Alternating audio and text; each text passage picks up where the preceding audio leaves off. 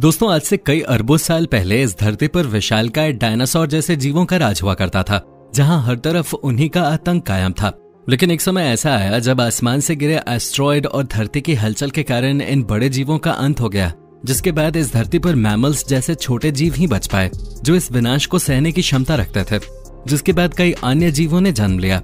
लेकिन अब यहाँ सबसे बड़ा सवाल ये आता है कि आखिर इस महाविनाश के बाद किस तरह हम इंसानों की उत्पत्ति हुई और कौन थे इस पृथ्वी के सबसे पहले इंसान, और कैसे किस तरह मनुष्यों ने अपने आप को इस मुश्किल परिस्थिति से निकालकर विकास की ओर खुद को बढ़ाया।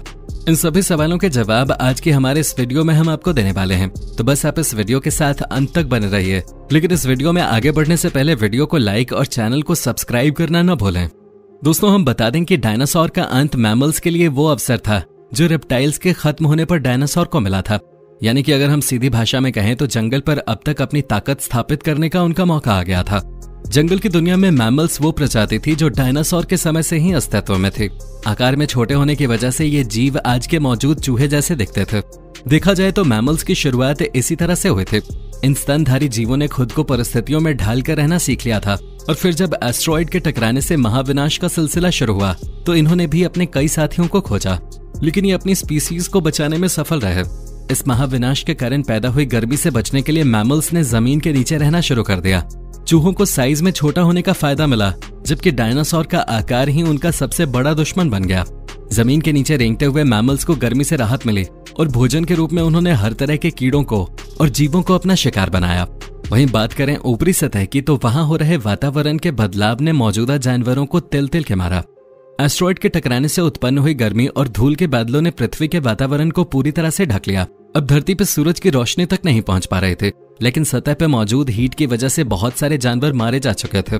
कई सालों तक जब ये सिलसिला जारी रहा तो पेड़ पौधे पूरी तरह से नष्ट हो गए। प्रकृति का बनाया इकोसिस्टम हिल गया। सूरज की रोशनी न मिल पाने के कारण धीरे धीरे पृथ्वी ठंडी होती चली गई। लेकिन अब तक डायनासोर की प्रजाति धरती से विलुप्त हो चुके थे।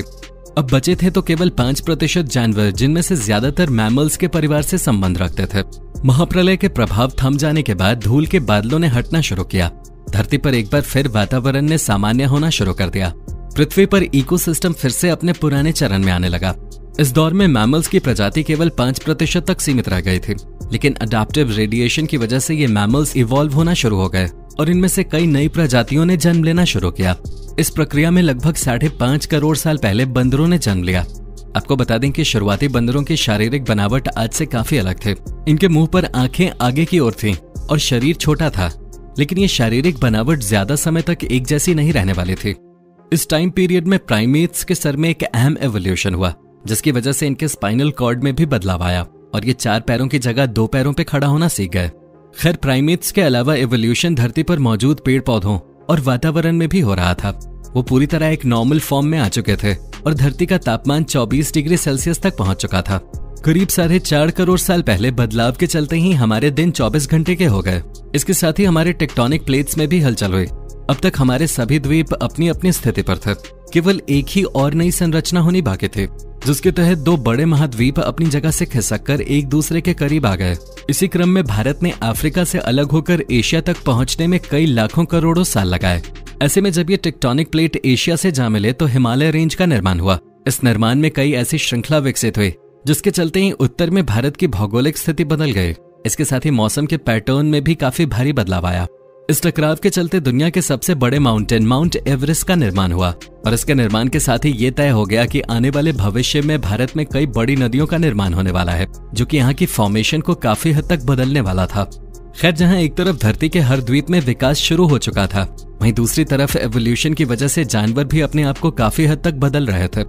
द्वीप को अपनी मौजूदा स्थिति में पहुंचने पर जंगलों में भारी गिरावट आ रही थी और मुख्य रूप से ग्रासलैंड का निर्माण हो रहा था। उधर जानवर भी घास के मैदानों में रहने के लिए अडैप्ट कर रहे थे और साथ ही साथ नई प्रजातियों का भी विकास हो रहा था, जो ग्रासलैंड में अपना दबदबा बनाने की कोशिश कर रहे थे। पुराने मैमल्स में भले ही दूसरे जानवरों को मारकर खाने की क्षमता नहीं थी, लेकिन अब विकसित मैमल्स दूसरे जानवरों का शिकार करके उन्हें मारने की ताकत विकसित कर रहे थे और वो दूसरे जानवरों पर अपना दबदबा बनाने में भी कामयाब हो रहे थे। अब जंगल में मैमल्स की वही स्थिति थी जो कभी धरती पर राज करने वाले डायनासोर्स के हुआ करते थे। लगभग 1 करोड़ साल पहले धरती अपने उस स्वरूप में आ चुकी थी जैसे कि वो आज हमें दिखाई देते हैं। वातावरण से लेकर पेड़ पौधों तक सब कुछ अपने फुली इवॉल्व्ड रूप में थे। कहने को तो धरती पर सब कुछ था, लेकिन अब भी एक प्रजाति थी जो धरती से गायब थे, और वो प्रजाति आने वाले भविष्य में पृथ्वी का इतिहास बदलने वाली थी। जी हाँ, ये प्रजाति थी इंसानों के। दोस्तों, इसके बाद पृथ्वी पर फिर एक बड़ी हलचल हुई और अफ्रीका द्वीप के पूर्वी इलाकों में एक नई माउंटेन रेंज बन गई, जिसे आगे चलकर ईस्ट अफ्रीकन रिफ्ट के नाम से जाना गया। इस पर्वत श्रृंखला के निर्माण में सिर्फ भौगोलिक स्थिति में बदलाव नहीं आया, बल्कि मौसमी हवा भी बदल गई थी। वहां मौजूद जंगलों में हवा का प्रवाह कम हो गया, जिससे मौसमी हवा वहां नहीं पहुंच पाई, और नमी की कमी से जंगलों ने सूखना शुरू कर दिया। बारिश न होने की वजह से अफ्रीका का ये क्षेत्र काफी ड्राई हो गया, लेकिन इस जंगल में रहने वाले जानवरों ने हार नहीं मानी। अफ्रीका के इसी क्षेत्र में रहते थे पेरोलैपिथेकस, जो आगे चलकर हमारे पूर्वज कहलाए। पेड़ पर रहने वाले ये बंदर एक टहनी से दूसरी टहनी पर जाने के लिए अपने आगे के हाथों का सहारा लेते थे, और कभी कभी पेड़ों पर दो पैरों पे भी खड़े हो जाते थे। हालांकि ये अभी तक जमीन पर नहीं चल पाते थे, लेकिन इनमें खड़े होने की क्षमता पहले से ही विकसित हो चुके थे। इससे पता चलता है कि दो पैरों पे चलना इंसानों की नहीं, बल्कि इनकी खोज थी। फर्क सिर्फ इतना था कि वो पेड़ों पे रहते थे, लेकिन जलवायु परिवर्तन के चलते जल्द ही वो जमीन पे उतरने वाले थे। इनमें से कई प्रजातियां चिंपैंजीज के रूप में विकसित हुईं, तो कुछ इंसान बनने के लिए विकसित हो गए। इनकी आने वाली पीढ़ियों ने खुद को विकसित करने के लिए और अपने विस्तार के लिए पेड़ों से निकलकर जमीन का रुख किया। आर्टिपिथेकस रैमिडस वो पहले एप्स थे जो भोजन और नए घर की तलाश में पेड़ों से उतरकर जमीन पर आए। लाखों सालों के इस एवोल्यूशन में एप्स अफ्रीका के हर क्षेत्र में फैल गए थे, लेकिन इनके हाथ अभी भी काफी लंबे हुआ करते थे। पेड़ों पर इधर उधर झूलने की वजह से इनके हाथों का आकार बिल्कुल टांगों की तरह ही था। ऐसे में कई हजार साल तक विकास से गुजर जाने के बाद इनके शारीरिक ढांचे में काफी कुछ बदलाव आने लगा था। अब ये दो पैरों पर बेहतर तरीके से चल सकते थे और ज्यादा से ज्यादा एनर्जी बचा सकते थे। ऐसे में ज्यादा दूर तक नजर रख सकते थे, अपने लिए भोजन खोज सकते थे और हाथों की मदद से उन्हें खा भी सकते थे। समय के साथ साथ विकास की ये प्रक्रिया चलती रही, जिससे एप्स के शारीरिक ढांचे के साथ उनके स्कल्स की बनावट में भी बदलाव होता गया। पहले जो सर आकार में छोटा था, अब वो बढ़ता गया। 23 लाख साल पहले होमो हेबिलिस वो हमारे पूर्वज थे जिनके दिमाग का आकार बढ़ गया। आकार बढ़ने की वजह से ये जान गए कि अपनी बुद्धि को किस तरह सरवाइव करने के लिए इस्तेमाल किया जा सकता है। बुद्धि का कमाल दिखाते हुए सबसे पहले हमारे पूर्वजों ने पत्थर को हथियार के रूप में शार्प करना सीखा, और जैसे ही उनकी ये तरकीब काम आई, होमो हेबिलिस ये जान गए कि पत्थर को कैसे हथियार के रूप में इस्तेमाल किया जा सकता है।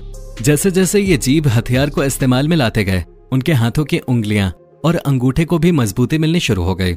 अब ये जान गए कि हथियार के इस्तेमाल से कैसे समूह में शिकार किया जा सकता है और अपनी भूख को शांत किया जा सकता है।